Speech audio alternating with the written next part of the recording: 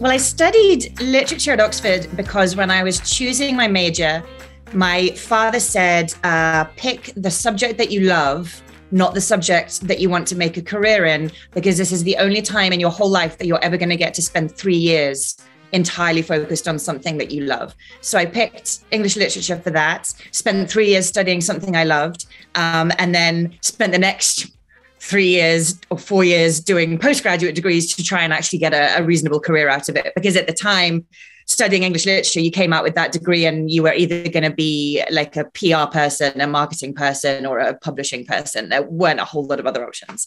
And I always knew I wanted to work in finance. So I took a bunch of postgrad degrees at Columbia in New York and at Cambridge. And then I went to Barclays Wealth. And I started my career in private banking at Barclays Wealth, which was great and very enjoyable and taught me a lot, particularly a lot about taking people out to lunch, but, other stuff as well. And then I got married to someone who was half Malaysian.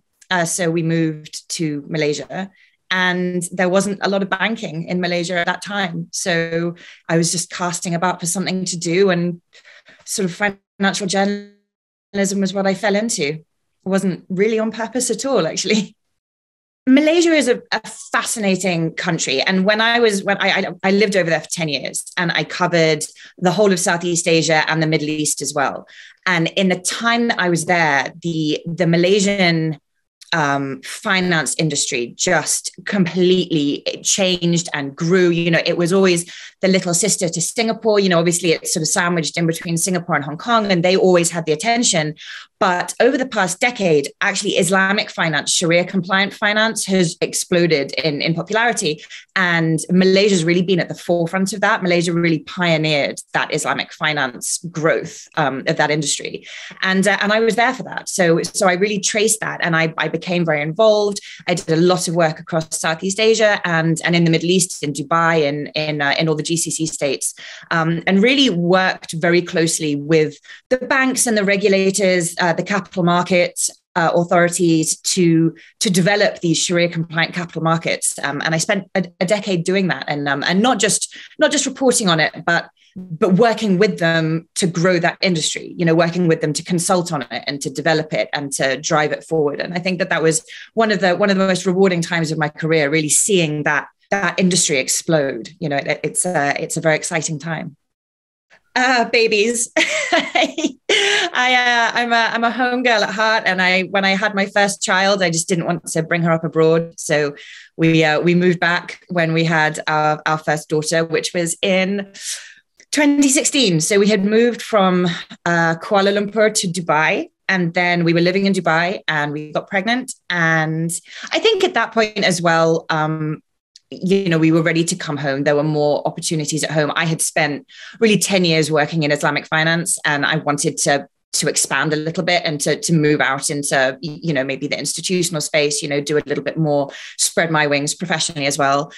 So I came back home, and instead I spent 2.5 years having children instead. But that was the eventual goal, was to move back into the mainstream markets as well.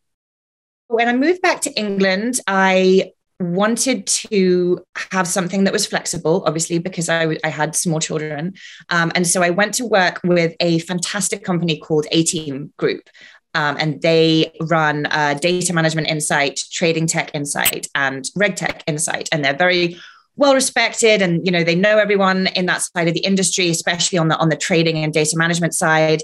But they really wanted to build out their regulatory space, and it was something that I find very interesting. It was something that I didn't actually know that much about. When you work in that industry, when you work in those markets, and you have done for so long, you obviously have a foundation of basic understanding about what regulations, are around.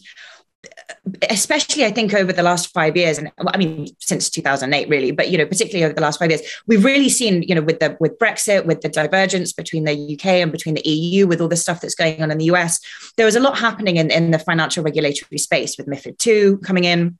And I really kind of caught that tailwind and built out the RegTech Insight product for them, which I think was just a fantastic foundation for moving back into those financial markets. So it was a great kind of grounding and groundwork for the next step.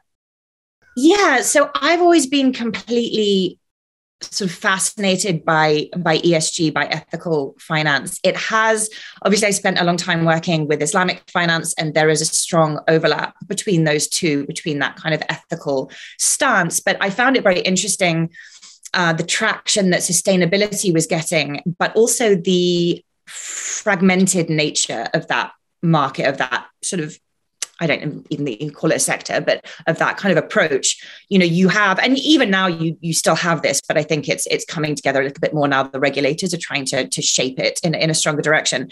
But at the time, back in sort of 2017, 2018, there was just so much. And it was just like people were flinging hands of stuff against the wall and seeing what would stick. You had different standards, you had different regulatory approaches, or you didn't really have any regulatory approaches. You had people, you had these giant asset managers claiming that they were green, but they weren't really green, and they were still investing into, all kinds of stuff that was completely unsustainable, but they knew that the investors wanted them to say that they were green. So you had this whole greenwashing issue, which, I felt needed talking about and reporting on, because that was important, that, people couldn't just come out and say, yeah, we're sustainable, give us all of your money, and then go and take that money and put it into whatever they want. One of the reasons that I founded Ethical Intelligence was because there wasn't really anyone else doing it.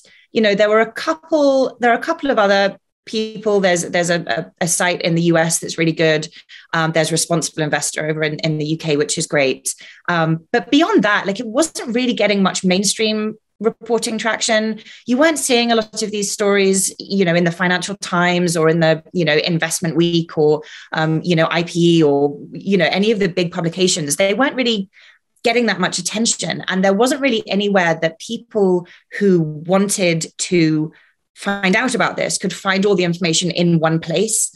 You kind of had to do a Google search and see what headlines came up every day, because there was nowhere that was collecting, all of this news and then taking it and exploring it on a deeper level. So that's what I wanted to do. And I think we achieved that pretty well. We ran for a couple of years and we got a really strong sort of base of people.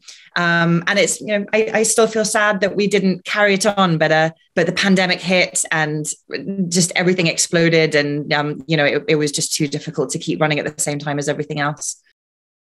For the past couple of years, I was headhunted to work with TradingView, which is a big kind of retail trading community. They've got millions of members there, but they provide charting tools and they're great. They're very much on the retail trading side, but they're fascinating what they're doing. They're growing really quickly and they're doing really cool stuff. And they brought me on board a couple of years ago because they wanted to develop their own financial editorial content. And so instead of just syndicating news from Reuters, they wanted to create, sort of really cool, exciting, sort of independent editorial content around what we were doing and what we were seeing. And so they brought me on board to do that. And I did that. And I did a couple of awesome projects with them and developed that out. And I'm really proud of what we did with them. And I think I would have stayed there for ages. But in, probably September last year, so September, maybe August 2021,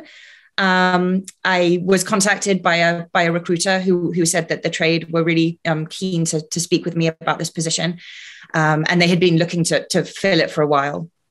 And at that point, I hadn't been the head of a newsroom for a really long time. It had been about 5 years or so since I'd headed up like a real newsroom with reporters and stories and breaking news and, interviews and deadlines. And I missed that buzz, because there's nothing quite like it. And as I'm sure you know. And so I wanted to get back into that. And so, we went back and forth a bit and it took a few months of negotiations. But what the trade do is so exciting and pretty much unique. They're very much on a parallel, I feel, with the other positions that I've held, in that they occupy a space in their industry that nobody else does. And I love that, that we do things that other people don't do. And we create content that other people don't create. And we access, people and stories and sources that, other people don't necessarily get. And I love that. And I'm looking forward to developing that further. it's going to be a really exciting year for us, 2022. So I'm looking at our editorial calendar for the year. I want to spend the first quarter just kind of getting our feet under the table and getting up and running and getting the team have been without a managing editor for about 6 months now, and they've done a fantastic job. But I want to, get everyone comfortable again and get the wheels on the bus turning. But then we've got a really cool pipeline of events that's coming out. So one of my objectives with the trade is we're going to be doing more events and sort of social platforms, facilitating and networking and speaking with people and bringing people together, whilst obviously maintaining our core editorial products as well. We're going to be diversifying our stable of editorial products a little bit. So we're going to be bringing some cool sort of new stuff out. I can't really say too much about it because we haven't confirmed it yet. We're working with partners to do more projects on a joint basis. So one of those that I can talk about already because it's confirmed and it's going ahead. It's coming up in a couple of weeks actually. Is we're working with the London Stock Exchange group to launch an event for International Women's Day. So the two of us are working together, and we're bringing, I think, almost 100 really senior, influential women in trading across the buy side and the sell side to celebrate their path to success and celebrate the journey that they've had and celebrate the barriers that have been removed for women to access this industry, and discuss that. And I think that's going to be a really cool and exciting event that we're doing together. What else? We've got a pipeline of other kind of roadshow events that we're going to be doing across the summer around Europe, not just in the UK, although we obviously we're UK based. And then we're going to be doing a lot more digital content as well. We really branched into this last year. So obviously the trade, we have this amazing print publication that comes out quarterly, and that is such a strong pillar for us, and that's definitely going to continue. It's unique and people love it.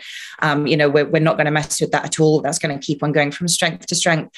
But we're really going to start building out our digital offering as well, and start building out more podcasts and more webinars and more digital documentaries. We did this fantastic LitDex thing at the end of last year, which was, several days worth of digital content. And that went down so well. And the industry really loved it. So I think that's what we're doing from an activity side. And then from maybe looking more at the coverage side, we have our core coverage. People know who we are and they know what we do. And when they open us up, they know what they're going to read.